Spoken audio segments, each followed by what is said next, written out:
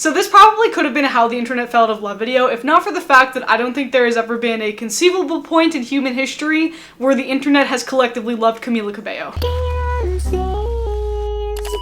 So I have an ongoing conspiracy theory that all of those pop culture Twitter accounts, you know, Pop Crave, Pop Base, Pop Juice, I think if you're a famous person and none of those accounts like you or tweet about you favorably, it heavily influences like the general population's opinion of you by proxy, in like a subconscious way. And if you don't think you're susceptible to this, congratulations, you're a special little star. I made you a special little star to celebrate. Here you go, here it is. But I feel like I first noticed this phenomenon when I saw how those accounts would tweet about Camila Cabello. You know, it's never like Camila Cabello stuns a new selfie. It's always Camila Cabello previews new music, period. No inflection, no additional information. And for a while, I thought it was just because, like, I don't know, there's a lot of pop darlings out there in the world. Not everyone can be the favorite. And, you know, her music hasn't really done anything for me personally. But then I fell down this rabbit hole of stuff that I kind of didn't know about why people actually dislike her so much. And I found it very fascinating. So today I'm going to share what I learned with you. But before we get there, I just wanted to talk to you guys quickly about today's sponsor, Book of the Month.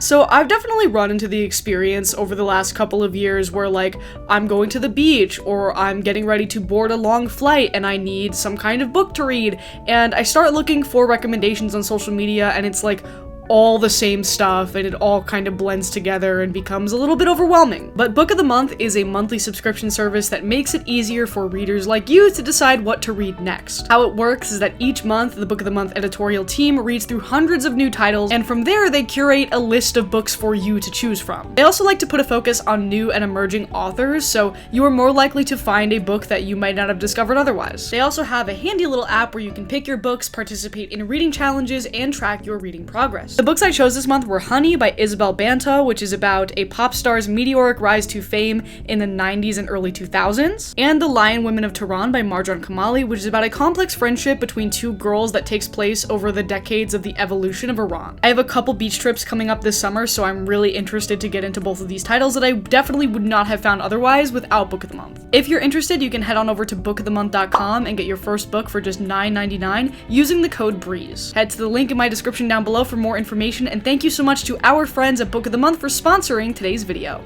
Okay, so in case you're totally unfamiliar here, Camila first got her start on the X Factor. The US X Factor, not, you know, the British one. Basically, she was one of those people who auditioned as a solo act, and then during boot camp, she got put into a girl group, and that girl group became what is colloquially known as Fifth Harmony. In the early 2010s, Fifth Harmony definitely had their share of hits, but you could kind of tell that there wasn't this sense of camaraderie that there had been with other girl groups or boy bands. You know, it didn't always seem like there was a chemistry there. They definitely felt like a group that was put together by a group of producers. And of course, there's the long-running joke that it appears that they have never all been dressed for the same event. Like, they always look like they're going to completely different things whenever they show up together. Give it up for Camila Cabello.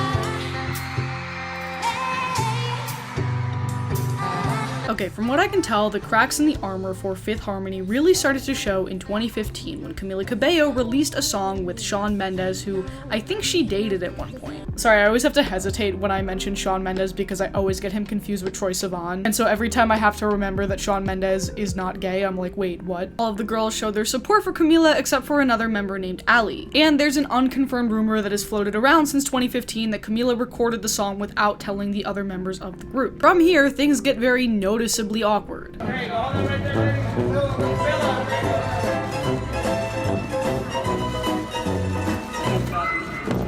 Toward the end of 2015, there was a photo that was tweeted out with 4 of the members, and Camila was not included. The last notable performance of the 5 of the group together was in December 2016 at Jingle Ball, and as a fan of the New York Rangers, seeing all of these people on stage in a goddamn Florida Panthers jersey is very personally triggering for me right now. But whatever, I was born to suffer. Anyway, you can clearly see here that Camila is standing out while wearing these kind of denim pants with cross strings in them, and everyone else is wearing no pants. For the tail end of 2016, the group decided to announce Camila's departure on Twitter, which made everyone aware of her exit for the first time, including Camila, who then released a statement of her own saying, quote, "I was shocked to read the statement the Fifth Harmony account posted without my knowing. The girls were aware of my feelings through the long, much-needed conversations about the future that we had during tour. Saying they were just informed through my representatives that I was leaving the group is simply not true. Just like the other girls said in their statement about their plans, I had also planned to continue with my own solo endeavors in the new year, but I did not intend to end things with Fifth Harmony this way. As sad as it is to see this chapter ending this way, I will continue to root for them all as individuals and as a group. I wish nothing but the best for them, all the success in the world, and true happiness." And that's a fucking lie. But ultimately, Fifth Harmony got the last word on Twitter that day, tweeting another statement. Ladies and gentlemen, another passive-aggressive Twitter statement has hit Fifth Harmony that said, quote, "Over the past several months, we have consistently made every effort to sit down and discuss the future of Fifth Harmony with Camila. We've spent the past year and a half trying to communicate to her and her team all of the reasons why we felt Fifth Harmony deserved at least one more album of her time, given the success of this past year that we'd all worked so hard for." They went on to claim that Camila repeatedly refused to discuss their future despite multiple, quote, "exhausted efforts." The group alleged that they were informed of Camila's decision to exit in November, and that they were all incredibly hurt by that choice. I just have a question. Why did they never call themselves Fourth Harmony when Camila left? You can't call yourselves Fifth Harmony, there's four of you.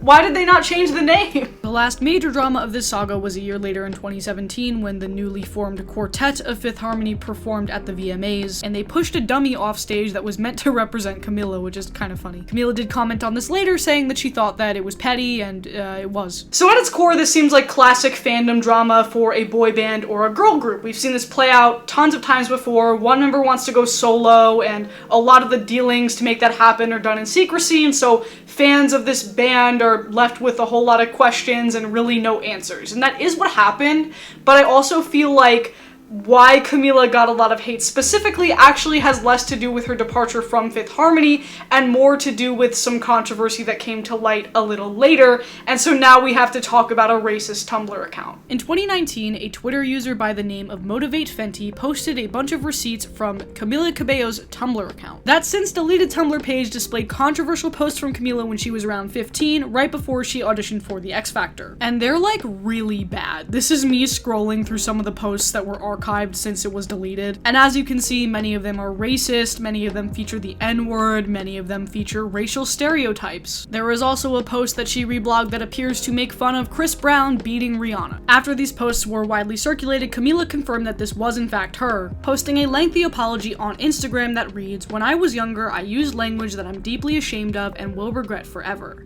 I was uneducated and ignorant, and once I became aware of the history and weight and the true meaning behind this horrible and hurtful language, I was deeply embarrassed and I never used it.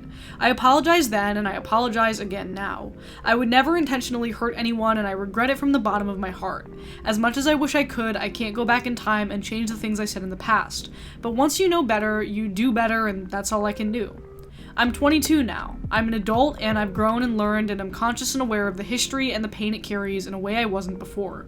Those mistakes don't represent the person I am or the person I've ever been. I only stand and have ever stood for love and inclusivity, and my heart has never, even then, had any ounce of hate or divisiveness. The truth is I was embarrassingly ignorant and unaware. I use my platform to speak out about injustice and inequality, and I'll continue doing that. I can't say enough about how deeply sorry and ashamed I feel, and I apologize again from the bottom of my heart." And I mean, it's an objectively good thing that she apologized, I think, and I'm sure some of her fans forgave her, because 15 is a pretty young age. You are ultimately a product of your environment and the influences around you, but at the same time, an apology does not mean that you are inherently entitled to forgiveness from the groups that you have harmed. Like, I'm not gonna sit here and go, it's okay that Camila Cabello used to post anti-black memes when she was 15 years old, because she apologized. That's not my apology to accept, and quite frankly, I knew better when I was 15. That's like a pretty old age to be doing that kind of shit. But also, I don't know, forgiveness for this kind of stuff is a very subjective thing. I'm not saying that people don't have the opportunity to grow and learn, especially if they were a product of like a harmful or uneducated environment. But regardless of that, I feel like this whole thing kind of stained the perception of Camila to a lot of fans. There have been people who have been given more grace, there have been people who have been given less. There's no denying though that it has definitely impacted her career post Fifth Harmony, especially because there are people out there who tend to give passes for bad behavior if they like the art you're putting out, and I feel like not many people enjoy what Camila has put out into the world over the years. Supersonic in your orbit, and I'm bad, diabolic. Just as a general pop music enjoyer, I feel like Camila kind of struggles with something that I've seen a lot of former boy band or girl group members struggle with, which is like finding an identity once they leave the group. I feel like all of Camila's like hit singles like Havana and stuff, like those have always been kind of very generic and cookie cutter, nothing particularly special about them. I don't think she's a bad vocalist, but I don't think she's a great one either. I feel like she often has to do this like weird affectation that doesn't always like complement her tone very well. And I feel like when she first broke away from Fifth Harmony, it was more of like a, not Disney, but more of a clean-cut kind of vibe, sort of like Ariana's whole image when she left Nickelodeon, like not quite sexy, dirty bad girl, more of just like a very nice, like contemporary sort of artist. And now I feel like she's kind of trying to evolve into like the baddie, Sabrina Carpenter, Billie Eilish type era. And I don't really know how that's gonna go given what we've heard so far. Hey Derek. What's up? Remember when I said I was doing a video about Camila Cabello? Yes. And I said that on the podcast. How does her song go? The one that you started singing? When I told you I was doing a video about her, how does it go? I love it, I love it, I love it, I love it, I love it, I love it, I love it. Thank you. That's how I got around the copyright, folks. I didn't need to play the song. Shout out to Derek. Bye! And that's kind of where we're at now. As of recording this video, Camila is coming out with a new album in a couple of weeks. It's called CXOXO. She has dyed her hair blonde for this new era, which is the equivalent of doing an era now. At some point I'm gonna do a video on like what actually constitutes as a musician era, because I feel like the definition has gotten rather loose over time. But ultimately, I don't think Camila Cabello has really found her place in the pop world, and at this rate, I don't know if she ever will. I feel like any goodwill she did have was squandered with the falling out of Fifth Harmony and these posts that resurfaced. And you know, she does have a dedicated fan base that I'm sure you'll see popping up in these comments telling me that I'm fat and ugly and sound like a man. Like, they're here, I know they're around. But I guess the most interesting part of her story is the fact that every time a new popular girl group or boy band bursts onto the scene, God kind of hands each of them a 50-50 ticket on whether or not they're going to be like the biggest thing in the world, or the rest of their career is just going to be fraught with like controversy and misery. And I feel like we haven't had a really popular boy band or girl group fill that vacuum, at least in like Western culture, in a long time. And by a long time, I mean since One Direction disbanded. So it'll be interesting to see if that cycle once again repeats itself. Are boy bands cursed? Are girl groups cursed? I'm sure you'll let me know in the comments down below. And while you're down there, let me know what you're eating for dinner while you watch this. I'm eating grilled cheese tonight, and I'm very excited about it. Thank you so much for watching, you guys. A reminder that you can connect with me and all the beautiful social media you see listed in this link tree, which can also be found in the description down below. I have more wonderful stuff coming out for the month of June, including the Chapel Roan video. The long-awaited Chapel Roan video essay is coming. It should be out sometime within the next 2 weeks, so stay tuned for that. Thanks again, and I'll see you next time.